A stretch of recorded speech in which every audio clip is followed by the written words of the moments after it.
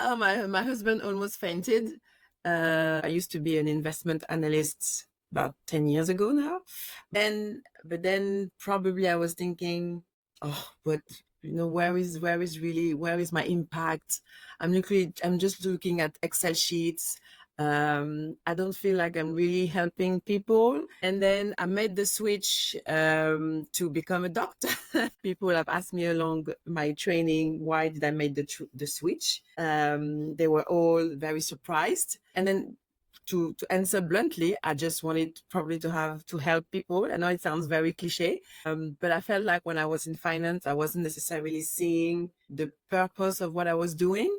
And medicine in that sense gave me that purpose. So that's why I made the switch.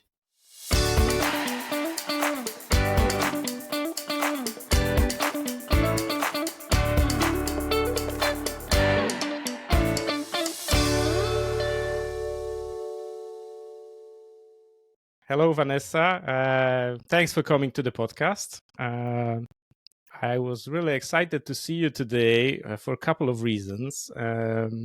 Mainly because you have rather unusual and inspiring career to date in getting into medicine. Would you maybe introduce yourself and say a few words about where you are in your medical career and how did you get there?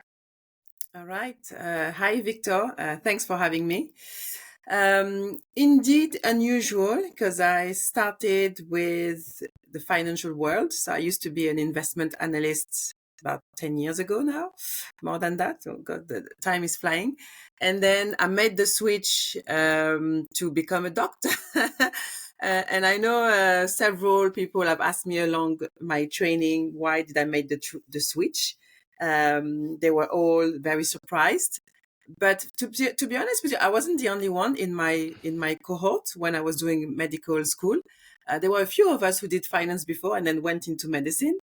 And then to answer bluntly, I just wanted probably to help people. I know it sounds very cliche, but I felt like when I was in finance, I wasn't necessarily seeing the purpose of what I was doing, and medicine in that sense gave me that purpose. So that's why I made the switch. Yeah, so that's definitely 180-degree change from corporate world that's run by money into something that's not necessarily, at least in UK, run on money. It was like process that was kind of growing in you to take decision to transition into medicine, or was it like as a child I always wanted to be a doctor and then I haven't become one? A bit of both, to be honest. When I was a child, I was thinking of becoming a doctor because I was watching this TV show called ER. I think you can tell my age from the references. And my brother used to say, "Oh, you're going to be like Dr. Benton." But besides that, I thought it was quite an exciting career. And then I got scared. So I grew up in France, and the selection process is very brutal. I know it's brutal anywhere, but particularly in France, I felt like maybe I'm not necessarily up to it. So I decided to go into business school instead. And because I liked numbers, I ended up doing finance because that was the closest related to math in a way, and I liked math at that time. But to be honest, actually, I enjoyed learning how money works. I enjoy learning about this environment as well. But then probably I was thinking, oh, but where is my impact? I'm just looking at Excel sheets. I don't feel like I'm really helping people. And I guess at the end of the day, this is what I really wanted. The cliche saying I wanted to have an impact, but I really wanted one. So I started like it was creeping into my mind. Maybe I can still go into medicine, like it's not too late. Then started talking to doctors, friends who were doctors, went into like an internship in hospitals so I could project myself also and see, what it does on a day-to-day basis. And then I liked it and I thought, okay, I think I can see myself being a doctor. So then started studying for all the exams. I was already in the UK and I thought I might as well try in the UK. And also the selection process is a bit different in the UK. So just to explain quickly, in France, everyone can get into medical school, and then the selection process happened at the end of the first year, and you can only take that exam twice in your life. So when I was younger, maybe I felt like I wasn't up for it. While here in the UK, the selection process happened before you get into med school. So you can still work, you can still do whatever it is that you're doing. And then once you get the offer, you know that you're going to get into med school, and it's like a run through. So in that sense, I felt like it was more suited for me because I was already working, and I thought, well, I can still work while I'm waiting to get that offered for medical school. And then I got in. So I went in. I went into med school, and yeah, it's been interesting, the least we can say. And what was the reaction of your friends or your family about this news of changing the career? Oh, my husband almost fainted. I actually, when I finally made that decision, I've told my family, and actually my parents were quite happy because initially I guess they wanted me to be a doctor. So they were quite happy about this. Friends were saying, wow, you want to change? Because at the time I also had a kid. He was like a 1-year-old. And so they were saying, wow, you're gonna switch now. You have a kid, you have a mortgage. And also the medical school wasn't close to my house. So I had to travel. It was in Swansea in the Wales. So I was Wales? going there during the week and then coming back over the weekend. And I said yes. I think at the end of the day, and also probably once you start having kids, you start thinking, what kind of environment you want to offer. At least that was my thinking at the time. And I thought, I feel like I'm a bit miserable, so I might as well try to change something about it. So at least when he comes home, he's coming home to a happier mom. So I thought if it takes 4 years to get there, then let's do it. He's still young. He's probably not going to remember. So yeah, let's do it. Yeah. And which year did you graduate? 2019. Oh, like the best year in the last couple of years to graduate. Yeah. So we were the babies for COVID. Yeah. Badge of COVID. Yeah. Yes. All Yeah. right. Okay. See, what was the biggest kind of surprise or something that you didn't expect from this move into medicine compared to your previous career? Was there anything that particularly surprised you or disappointed you or maybe made you kind of happy about the decision? Let's start with happy with the decision was definitely helping people. So now I can literally see the impact directly because we were helping people.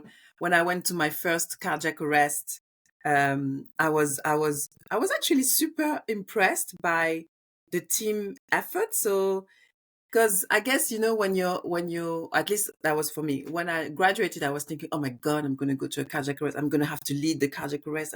And I'm not even sure. And I was just an F1. And I wasn't even sure because they train you to get to that point in case it happens. But actually in hospitals, it's a team effort. And if you're the youngest doctor, they will still help you. And usually you're not the youngest doctor. You always have a registrar with you or a consultant. Most of the time it's a registrar.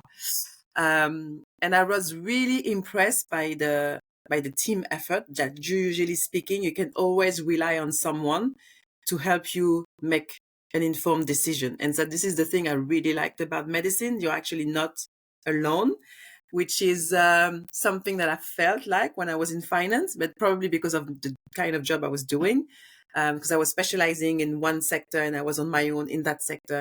And the idea was to be the expert in that sector. So that was one thing great. The thing I wasn't expecting was the amount of admin. This is the part I was very surprised, to be honest. I wasn't expecting that. And I know like my first rotation, it was surgical. I lost a few kilos because I was going up and down the hospital stairs because we had to drop some referrals because at the time it was still like paper. A lot of was paper referrals. And so you have to go to one offices, then to another, and then you go up and down, and then you go to radiography, you go to MRI scan. Oh, I wasn't expecting that. I mean, great for the weight, but I wasn't expecting that much admin. You were definitely hitting your 10,000 steps a day, or even Oh twice yes, that. oh So yes. going back to you said about the this TV series ER, which I also remember. So that also tells you about my age. So do you remember your first cardiac arrest, and how did it actually compare to what you saw on ER on TV?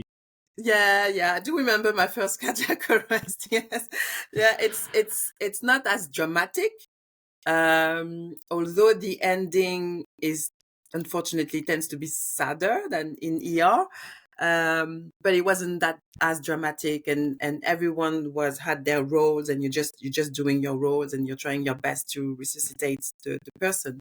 But most of the cardiac arrest personally that I've attended, unfortunately, led to the patient passing away, which is something that you don't necessarily see on TV, because most of them tend to be resuscitated, which is great Yeah. for fiction.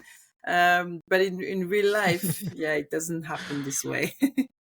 Yeah, unfortunately, it's not. Unfortunately. Yeah. So, because both of your careers are completely different in kind of approaches, tools, and everything, was there anything that that was particularly helpful from your previous career in investment banking that you were able to utilize as a doctor? I would say I understood where the managers were coming from. So, there's always, at least that is what I experienced in hospital, there's this fight between the doctors and the managers. Because the doctors are like, yeah, but we need to look after the patients, and absolutely, this is what we need to do. But then on the other side, you have the managers, they have to run the hospital, and they have to make sure that everything goes into budget. And so I could understand where they were coming from, that sometimes some decisions, okay, great for a care point of view, but not great from a cost point of view. And so can we find alternatives to that solution, something that is probably cheaper, or most of the time cheaper, but that can deliver a similar type of care. And I've noticed that doctors tend to be a bit close-minded when it comes to, when they have a solution, like, no, this is the best solution. And it's like, at the same time, I do understand you want to offer the best, but unfortunately we're limited with the budget. And so I could understand both sides. And so almost it makes me feel not like I'm betraying, but like I'm not fully supporting my doctor's colleague, because I can understand. Yeah, I think I know where it's coming from. The poor, they're just trying to make sure we don't go under with the funding. And yeah, and it's a tough one sometimes. Yeah, there's definitely this line of divide between clinicians and management wherever you go. So it's definitely helping having this this background and being able to see the other side, because I'm sure many doctors are unhappy with their experiences with management. But on the other hand, if you look at typical doctor's career, it's usually people are going into medical school and that's it. They don't have really much experience outside, which is kind of problematic in understanding, those management things, money things. How do you see the NHS itself? Do you think, this is the model of health service that can survive and the way it is, or do you think that that's something that would require really some kind of significant changes and reforms? Ah, man, the NHS. uh, no, but let's start with the positive. Let's start with the positive first. Great in terms of delivering services. I used to say, when there's something acute, you can count on the NHS. They will deliver for you. Yes, with a few problems here and there, but overall, they will deliver for you. I think it's the chronic side that where the NHS is struggling. And that's probably the medical aspect, like the medicine in general. This is where we're struggling a little bit more. Although when I'm thinking, for example, because there was someone who approached me in terms of, I want to create an app to help people to manage their diabetes. And I said, okay, but actually it's pretty well managed already. You have reminders every year to get your blood test done. You see a nurse on a regular basis to check your BM. You see a doctors on a regular basis to check your medications. So I'm not sure we need something more. At least that, from my point of view, so there are some conditions definitely well managed, but others, yeah, we're struggling. And the thing is, the more we have to deal with this, because there is increasing numbers with patients having this chronic, and it becomes more complex. And I think this is where we're probably struggling. And I know there is this idea of trying to hire physician associates to help with primary care. I can see why you would do that, because there is a problem with employees, shortages of staff. But then at the same time, as the patients become more complex, do you need someone who is a bit less experienced to deal with those patients? I'm not sure. Or unless it's almost like we keep GPs as consultants for complex patients, and then they will just look at those patients and they will be their managers. And then you have lesser experienced staff who will look at the easier conditions. But then from a patient's point of view, most of the time when you want to see a doctor, you want to see a doctor. You don't want to see someone else. And so it's, to be fair, it's a tough one. It's and I wouldn't want to be the NHS CEO, to be honest. Because I wouldn't know where to start. There will be so many people unhappy with any changes anyway. But where to start? Probably one thing that I was thinking of is back to the VC or the investors. They usually don't want to deal with NHS, because NHS, any kind of decisions take time. They don't know. Do they want to innovate? Everything is just not moving in the eyes of the investors. And I think the same way you have university trust, where you have special place to train people. So meanings you accept a level of inexperience, or a level of, you're experimenting, or at least the trainees are experimenting with the patients. I think it would be nice to have innovation trusts, where those trusts, they are dedicated to use some solutions that are built by commercial people or by doctors to implement and see how it works. And then if it works and it makes that trust more efficient or offering better care, then we can roll it out to other trusts. And I think that could be, I think it's slowly happening from what I could see, that there are some trusts doing that, but I think it should be more widespread. So then we can test different hypotheses, different solutions, and then take basically the one that works the best. Yeah, I think this slowly growing change of just cropping up here and there, innovation hubs or accelerators within NHS, where actually something like you described is happening, but we're talking still about, like, on small scale here and there. Yeah, I don't want to go into physician associate thing. If someone is interested in that, it's actually boiling in all social media. I can only say, from my perspective as a GP for many, many years, there's no simple things in general practice. Every patient, is like open book and can of worms that can only that just waits to to explode. So as a kind of, I think there's a kind of misunderstanding how general practice works, with this assumption there are simple things and more and on complex one. There's no such simple divide most of the time. Obviously, someone has very simple things like cold or cough, that's fine. Mm-hmm. Most of people, this is not like that. So we're kind of in a rabbit hole here. But as I said, I don't want to go into physicians associate thing. Yeah, not now, not now.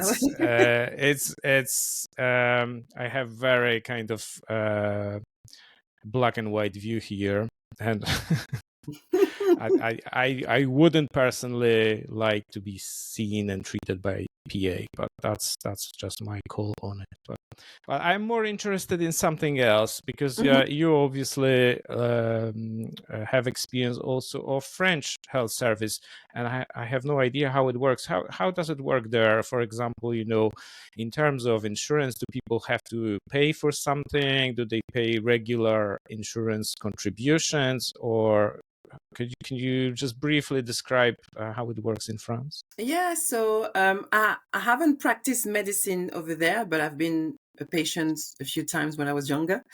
And so the way it works is, at least at the time, so you would go and see your GP, but you would pay.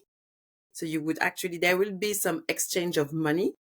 And then based on your income, you can get completely refunded. And also they have the equivalent of, it looks like a credit card. And so for I think the one with the lowest income, they don't have to exchange money. They just use that card to pay. But at least there is this notion that for that service, there is an exchange of value and money, which I think is probably where the NHS is struggling, because at some point, you never exchange any money. So everything, obviously it's free. And in France, most of it also is free. But there is just the notion of, yeah, actually I'm paying for a service, but I just get refunded. While over here, we don't even pay for the service. And so I know sometimes it's quite hard. When I was having a few conversations with patients, it's quite hard for them to understand the level of money it requires to run a ward or just a consultation. Like how much it costs, they have no idea. While at least in France, £20 the consultations, or maybe 25 now, they have a rough idea of, okay, this is probably how much, like what it costs in terms of value. But yeah, similar to here, shortage of staff. They were probably on strike because in France we're always in strike. That's just the way we work. um, they're also lacking doctors, so they have to get doctors from other countries. So it's so similar problem, although there is that's this notion of exchange of money. Yes. And so they're looking at ways to defund some medications, defund some services, because the equivalent of the NHS is running out of money. There's a lot of misunderstanding in UK about the value of services that NHS is providing, and I can see that for example, when prescribing medications in general practice, people have no idea how much their medications, what's the cost. Simple Mm-hmm. inhaler can cost £50. If you use this inhaler once a month, it's 600 quid. People Mm-hmm. have no idea about it. So there's a big value here in NHS that people do not appreciate and don't understand. Yeah. But that's again something that maybe will change, maybe not. Well, time will tell.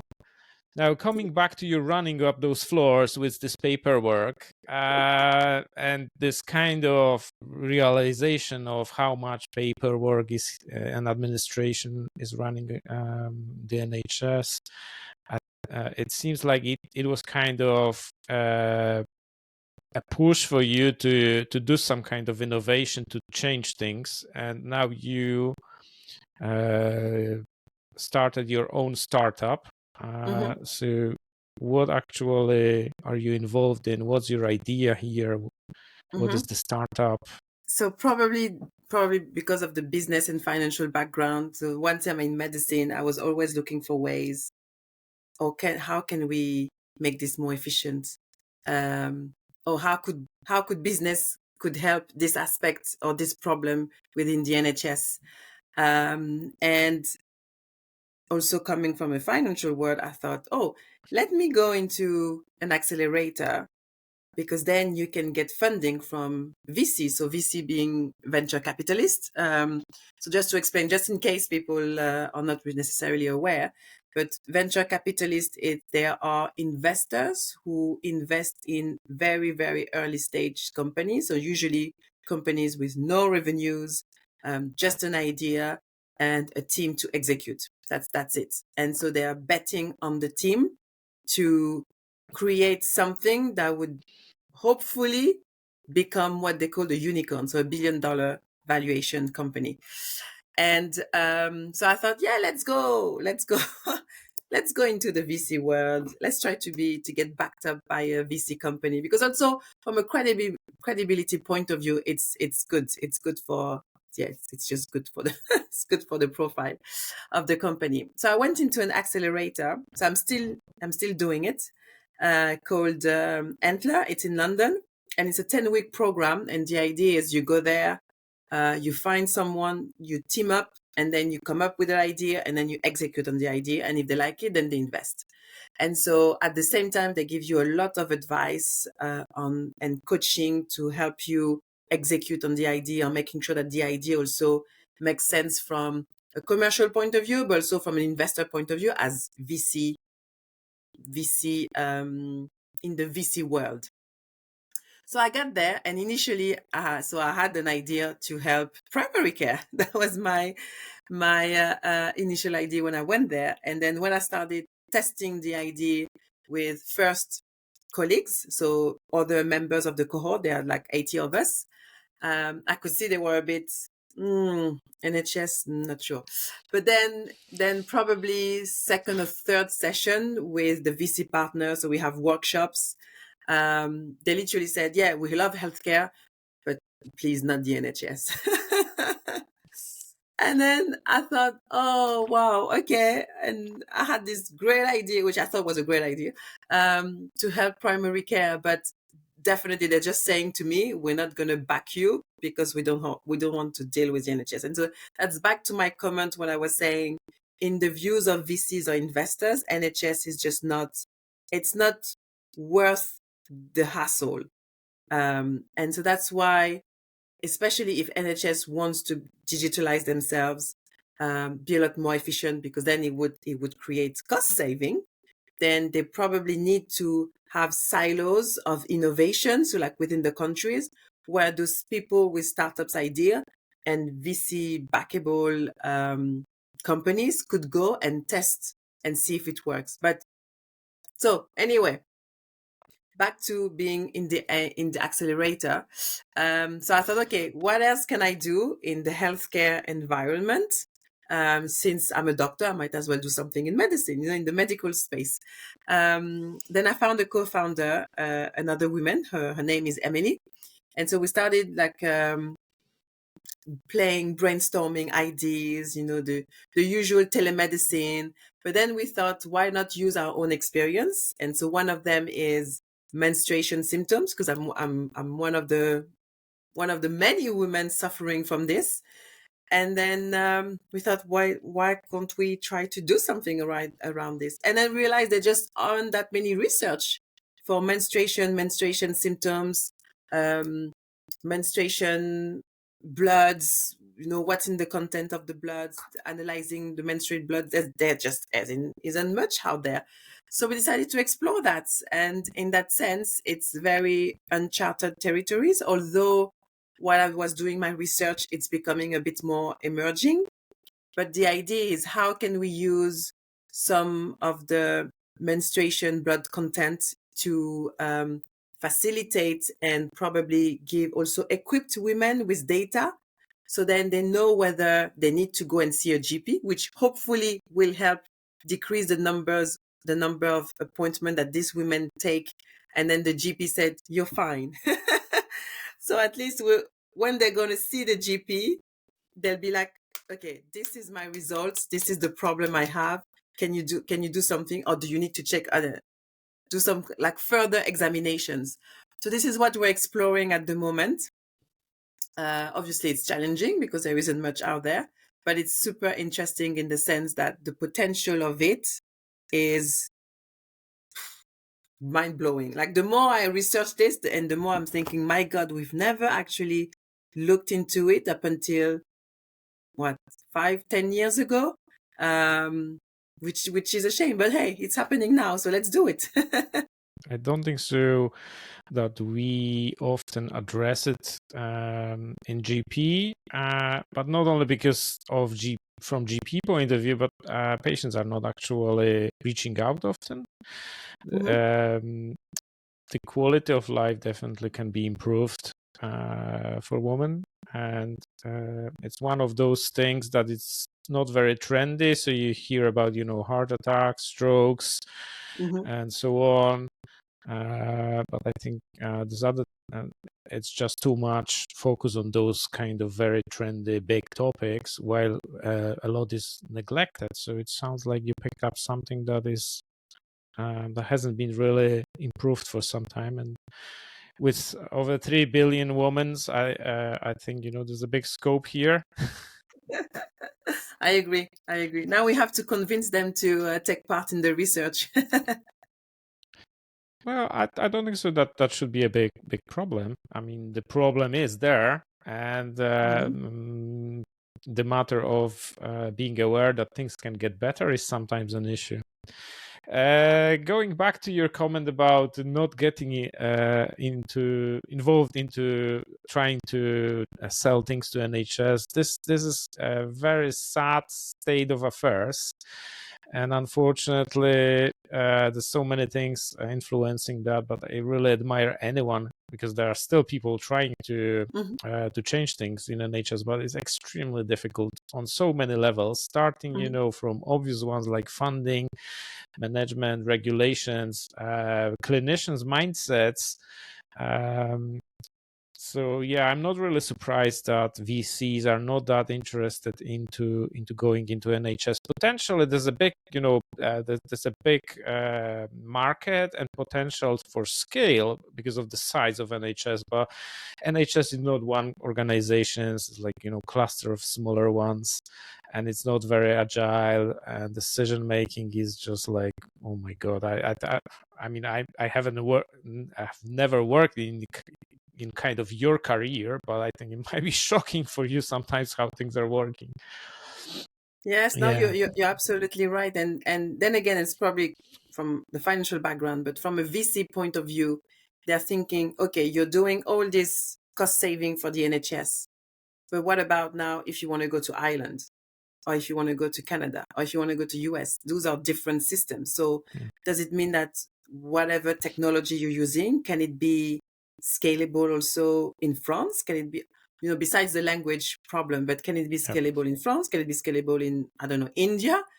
And it's because it's so, in that sense, fragmented, that they're not necessarily super fan, unless I've noticed that for some reason, some of the more extreme conditions, like for example, oncology, so you would get quite a lot of healthcare startups, but it's probably because the price of the treatment is so high, Hi. then this is how they can get their margin back.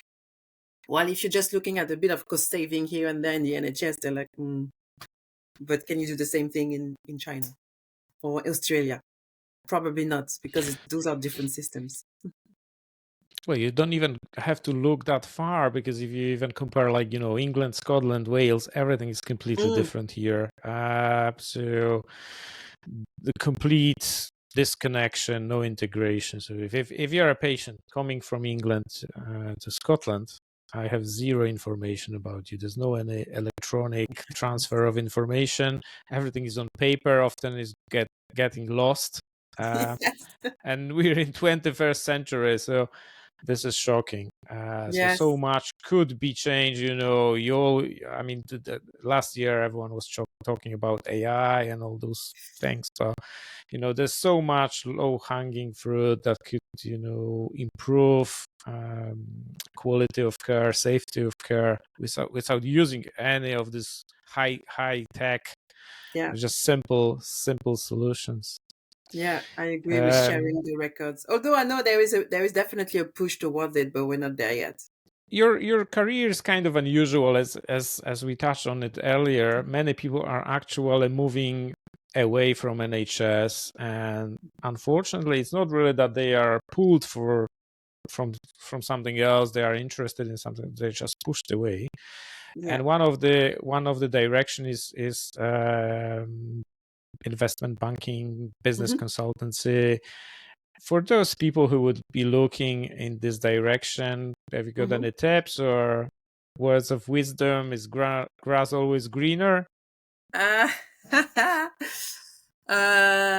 no, the grass is not always greener, but then I think it just depends on what is it that those doctors want at the end of the day.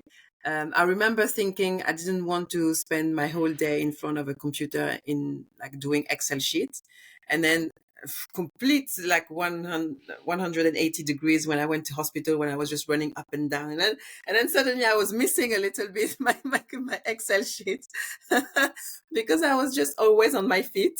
So now I get the balance. I get the balance quite right.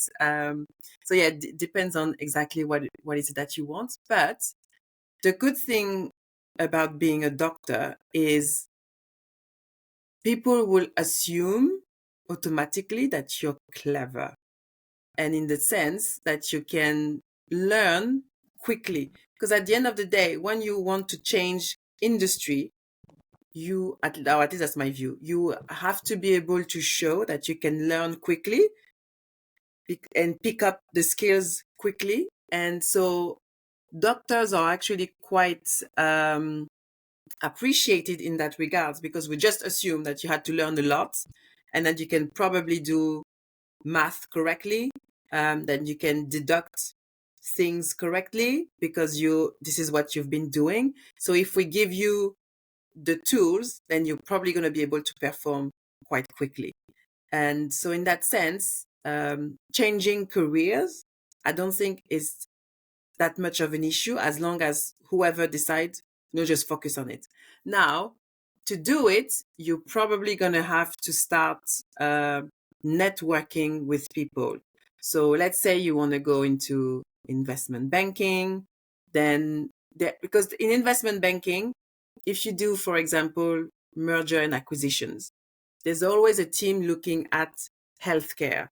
And I'm sure they would appreciate to have someone who's been through healthcare, who understand what it takes to do or to run or to at least understand the healthcare environment. I'm sure they will always appreciate. So now the question is, you need to find those people and start networking with them and see whether they would be interested in, making connections, introducing you to HR, saying, oh, it's going to be great.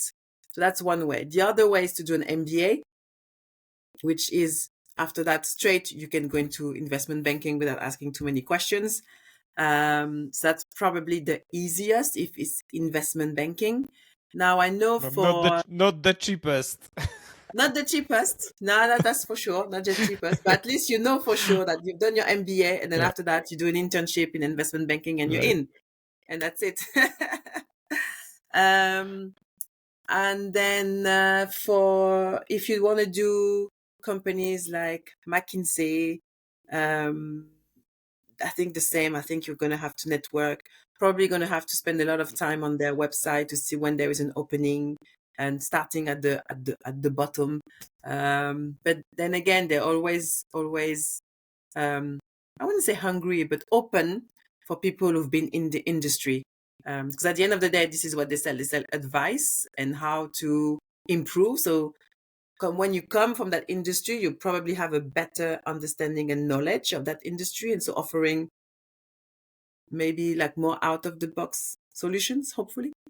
So that's one. Then, But I would say for anything, if you want to change career and if you want to slightly get outside of medicine, you're going to have to network. And I'm surprised by there are so few doctors on LinkedIn, but probably because they don't want to change career. Uh, but LinkedIn is great for that. You disagree? No, quite opposite. I see that in different way. I don't think so. I mean, there's definitely a lot of doctors looking to change the career. That's that's confirmed in so many surveys, GMC, BMA. So that's not that. I think the problem is when you're a doctor, you're in this kind of defined pathway in your career. Mhm, So things like networking, building relationships is not something that many doctors are aware of importance. So I'm looking for myself. I've never been doing such things mhm, until I started, looking into kind of alternative, non-medical jobs and so on. And mhm. only in last 2 years, maybe I started understanding, the power of. I don't like the word networking, but I prefer like building relationships. But if Mhm. it's networking is opening so many opportunities. So I think that the matter is that as doctors we don't pay attention and are not aware of that. And another thing is like LinkedIn is not still a small baby compared to to Facebook and Twitter.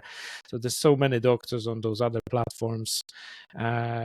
Again, because it's more job and career focus. I think the number of people clinicians on LinkedIn will be growing. Yeah. So yeah, that's Yes. important. No, my face kind of expression maybe didn't express it properly, but yeah, I agree with you. Yes. Yeah, no, definitely LinkedIn. For me, LinkedIn has been great. When I started being, because I've been on LinkedIn for a long time, obviously for my banking years. But I started being a bit more active, especially from a medical point of view, a few years ago, and I've seen really nice results. And I'm not even that active. That's the thing. I'm not even that active. So I can imagine if you are really active, the kind of results you might get, probably mind blowing. But you have to spend some time on LinkedIn and appreciate. And I know sometimes some people say, yeah, but LinkedIn is a bit fake, because everyone is just, oh, I'm happy. But then I'm like, no, it's it's not always like that. But at the end of the day, that's not what you're not there just to appreciate people's posts. You're there to building relationship, and then being vulnerable to each other, and then helping each other. So don't if you don't want to follow those people, don't follow them. That's it. It's definitely different, and then I think compared to Twitter, which is kind of, I don't know, kind of aggressive sometimes. I don't get Twitter. I just don't get it. I've, I've never. Yeah, I so tried. I've been if trying for I mean, years. Don't get it.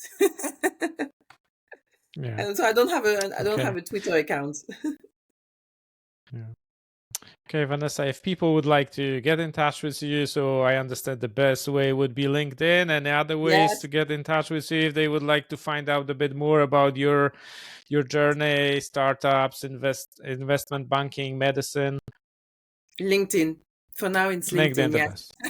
Yeah, okay. Yeah, yes, I'll put the link absolutely. to it. Yeah. Thank Okay, you. listen. Thanks for your time. It was really interesting and inspiring, and I hope many people will benefit from listening to this conversation. And I wish you all the best with your femtech startup as well with your Thank career in you. medicine. Thank you very much. And yeah, and if anyone listening to this, you need some advice in terms of financial, questions or interviews, yeah, you can contact me on LinkedIn. Thanks again. Have a good day. Thank you, Victor. Bye.